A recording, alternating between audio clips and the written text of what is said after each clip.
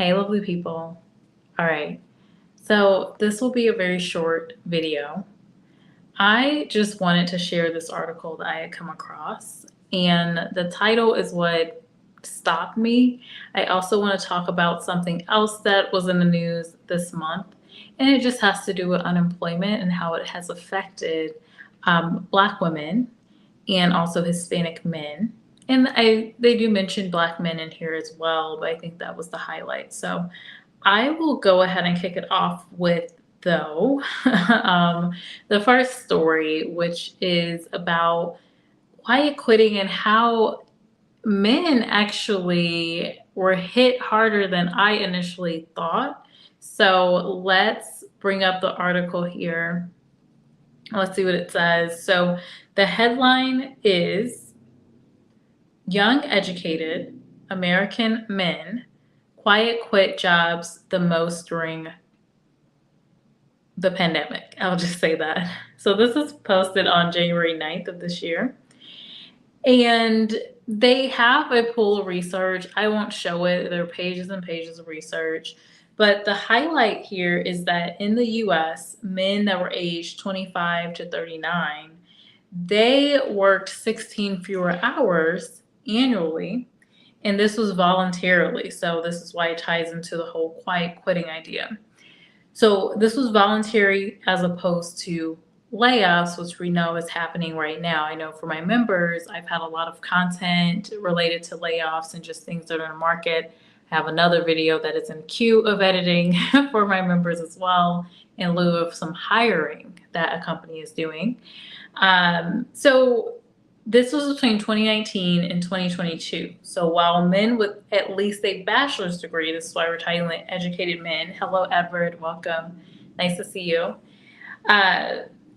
Men with at least a bachelor's degree cut back 14 hours, the most among groups. Researchers from Washington University, which is in St. Louis, Missouri, which is where I'm from, they found that those with higher earnings and that were already working the most hours had the biggest reduction. So with quiet quitting, I think what we can learn, let me see if I can make this a little bit bigger.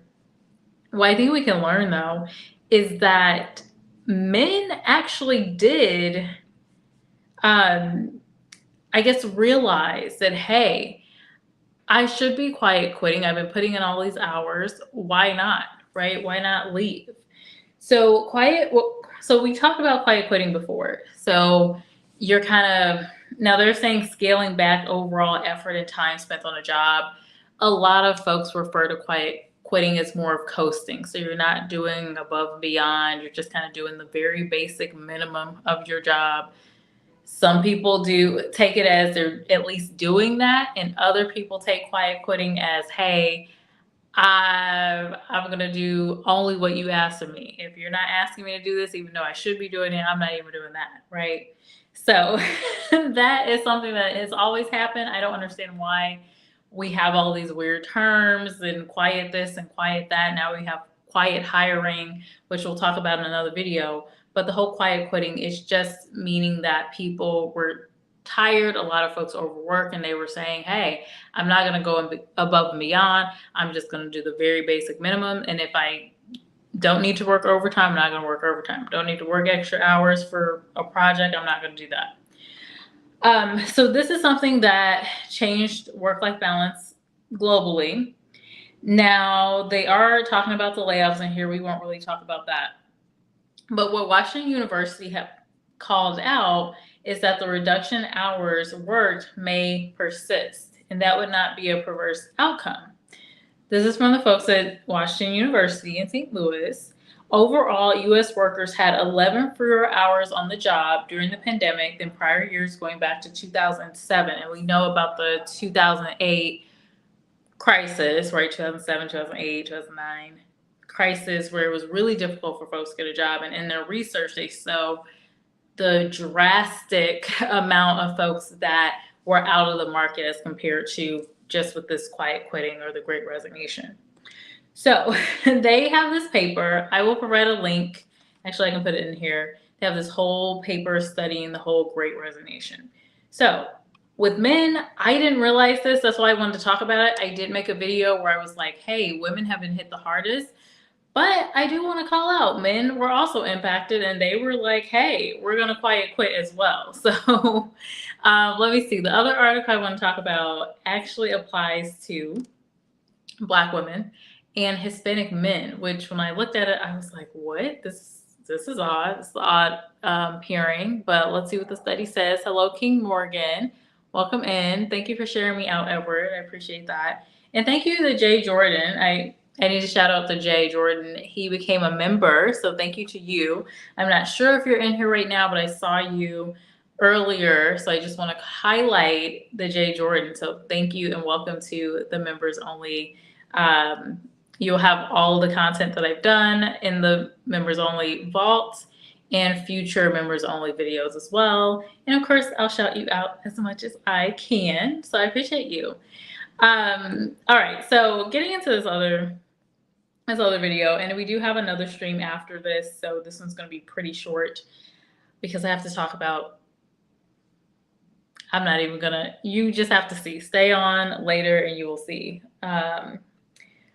Okay, so this is not the article. Let me switch to this one. And the title of this article is U.S. unemployment rate falls in December, but rises for Black women and Hispanic men. So unemployment has risen, and that's kind of surprising. But let's see what happened. So let me stop sharing and present this other article to you.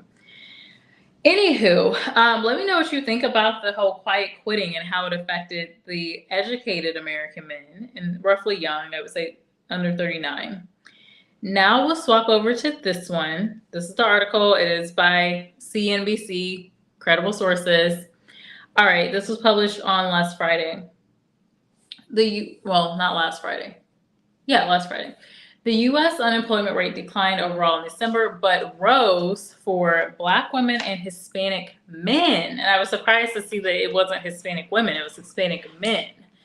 According to, sorry, y'all, I'm like messing with this cord if you can hear that. So sorry. So Black women saw unemployment increase to 5.5% last month. This is up 0.3%. Percentage points from 5.2 in November. So this was before the holidays. And we know there have been a lot of layoffs since November. It's crazy how a lot of the layoffs happened right around Thanksgiving, right around Christmas, during the week of Christmas. We saw all of the reports. So that's unfortunate. This is data from the Labor Department. Overall, though, Black unemployment held steady at 5.7%. While the unemployment rate for Black men actually declined. So the unemployment rate declined to 5.1% from 5.4%. So that would mean that, Black men have been staying steady with their jobs and they've been gaining jobs. So it's a good thing. Let's see. And only in a couple, just over the course of a month. I don't know what will happen this year, but at least since November, that is some good news for Black men.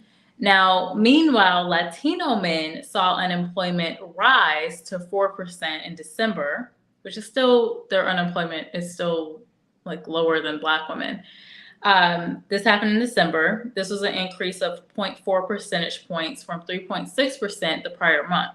The overall unemployment rate ticked up to 4.1% from 4%. Unemployment among Latino women also ticked up from 3.7% from 3.6%. Okay, so not great for Latino people in general, I would say. Thank you, Edward. Please do hit the like button if you're listening to the playback.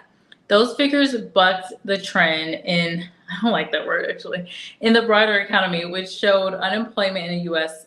fall to 3.5% from 3.7%. So it's interesting that for these groups, only Black women and Hispanic men, it's more so kicking up slightly. Not too much to be worried about, but something to watch. So it was 0.2 percentage points below consensus expectation from the Dow Jones. So what we really seen, this is what Someone from Washington Center for Equitable Growth is saying, what we've really seen over the course of the last nearly 3 years since the pandemic hit is that we've regained, in terms of aggregate numbers, all of the jobs lost. So we have gained the jobs that we lost during the pandemic. But the sort of industrial mix has changed and has kind of impacted what we're seeing with regard to the distribution of joblessness by gender, race, and ethnicity. And it's really disaffecting Black women and Latinx or Hispanic men. A stronger than expected December jobs report continued to suggest a robust labor market, even as lighter than expected wage growth and fans some investor hopes that inflation may be coming down. Non-farm payrolls rose by over 200,000 in December, more than a Dow Jones estimate. They estimated at 2,000. It was actually 223,000. Meanwhile, average hourly earnings rose 0.3% for the month, which that makes sense because businesses have had to increase hourly wages. So that's all good. The labor market clearly remains strong. They're saying we are now seeing the household survey and payroll survey are showing similar signs of strength. So this is a chart they had, basically outlining the U.S. labor participation rates. So this is by race and ethnicity. So I'm just looking at this chart though. Let me see. So Asian is in black, 64.2%. Black is in a dark blue color, so it's down here maybe. Let me see. Yes, so 62.4%. Hispanic is 66.3%. And then white is in yellow, 62.1%. Interesting. So that was the article. They ended with this. So both Black women and Latino men are well represented in the leisure and hospitality sector. The sector significantly added jobs in December, but remains below its pre-pandemic levels, because we know that leisure and hospitality, they were the heaviest hit. So that would have meant they needed to add way more jobs back. So they're probably still working through that. Employment in the sector rose by 67,000 last month, but is still 932,000 or 5.5% below what it was in February 2020. So that would explain why. Those two industries that have not recovered well during the pandemic, Holder said, this is what is constraining Black women's ability to get back to the state they were with regards to the American workforce before the pandemic. Okay, so that's interesting. What do you all think about that? Let me take this away. Okay, what do you all think about that? I think it's tough to have so many Black women, if we're going to say they're like more so in the leisure and hospitality space. That's always going to get hit the hardest in times of, an economic downturn anyway. Like, aside from the pandemic, it's going to get hit harder. So it makes me kind of nervous to see, and also for Latino men, like, I think if there's more diversification in the type of jobs just your typical everyday Black woman or Latino man has, with it being outside of leisure and hospitality, you wouldn't see these numbers. So that's what this report is saying. What do you think about that? Let me know your thoughts. I don't know what to think. I mean, I don't work in leisure and hospitality, so it's nothing that I'm personally concerned with, but of course I'm going to be concerned in general for people. But, there was one good thing in that report, and that was that there was a slight uptick with employment for Black men, at least. So it's like, it's like a good news, bad news kind of situation. Anywho, let me know your thoughts. I'm going to close this out. Oh, hey, Barry. You are just catching the end, but I am going to shift to the other video. So we're going to talk about, I talked about a little bit of bad news and a little bit of good news. This next video, I'm sorry, it's not going to be a lot of good news. It's just going to be a lot of what I see as bad news. So we'll talk about that in a little bit, and I will see you all, in 15 minutes. Bye.